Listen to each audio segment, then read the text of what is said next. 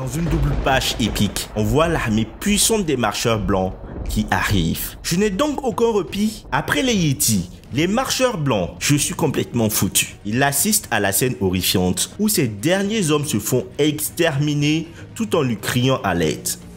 Dans une autre double page incroyable, sur un cheval majestueux, le chef de marcheurs blancs entre en scène. Dans un sursaut effroyable et un instinct de survie, le rang A détala de toutes ses jambes face à ses adversaires d'un tout autre niveau. Lui, un rang A, l'élite d'une des guildes les plus puissantes du pays, vient de s'enfuir la queue entre les jambes.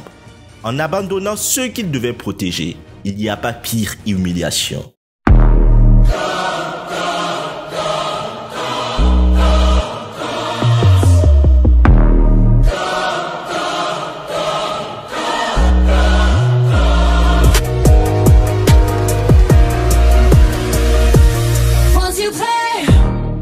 Le chapitre débute dans la forêt. Le rang A réussi miraculeusement à s'échapper de la clairière où se déroulait le combat. Un combat? Non. Je dirais plutôt le massacre de la troupe d'expédition.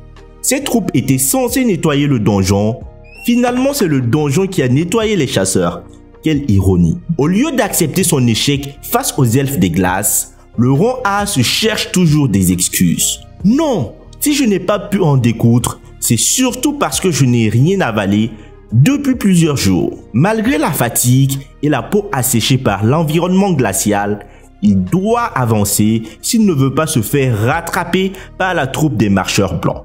En avançant dans la forêt, il croise des cadavres d'ours polaires. Cela explique la raison pour laquelle il n'a croisé aucune de ces bestioles depuis qu'il s'est enfoncé dans la forêt. Ce n'est quand même pas l'œuvre de l'autre groupe, se dit-il. Non, certainement pas avec leurs compétences. En temps normal, seul un rang A minimum serait capable d'arriver à bout des ours du donjon. Si je suis cette logique, je dirais que les Yétis qui ont dévoré les chasseurs sont de rang A. Les marcheurs blancs étant au sommet de la chaîne alimentaire dans ce portail, ils devraient être de rang A+, ou même de rang supérieur. Le rang A se ravise et se dit que cela est sûrement l'acte des elfes de glace.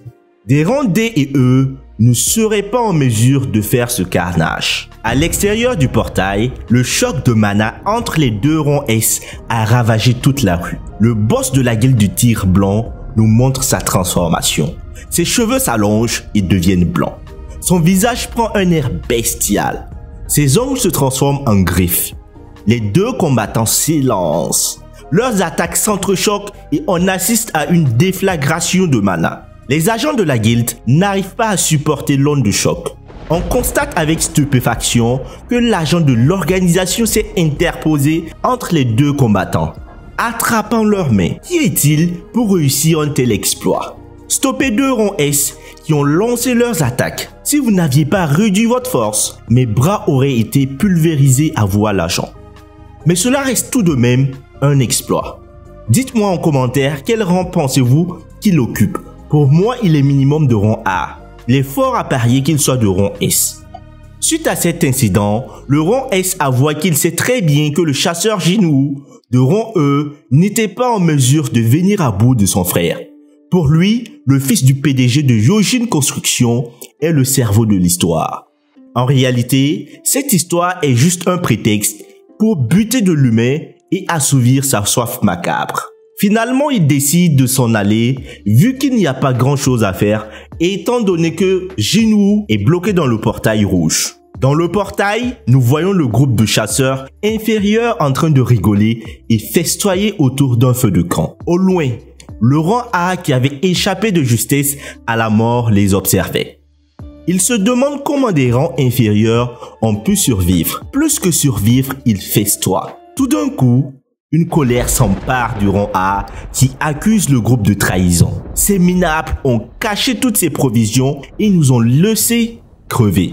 Ils comptaient se venger. Bande de charognards.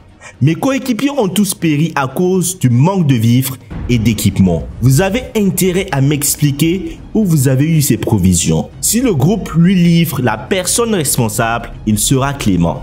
Il se rappela que la chasseuse de rang B a changé d'équipe au dernier moment. il est décidé à lui faire la peau. Au moment de se lancer, Jinwoo le tape par la nuque et il part tomber dans les broussailles. Ferme-la. S'il y a bien un qui a mis son équipe en danger, c'est toi. En plus, tu n'as rien trouvé de plus malin à faire que de te faire survivre. Au même moment, Jinwoo ressentit une aura hostile. Cette aura était tellement sinistre qu'il était choqué. Hey, sortez de là! Votre énergie se sent à plein nez. Inutile de vous cacher. Quelle énergie glaçante!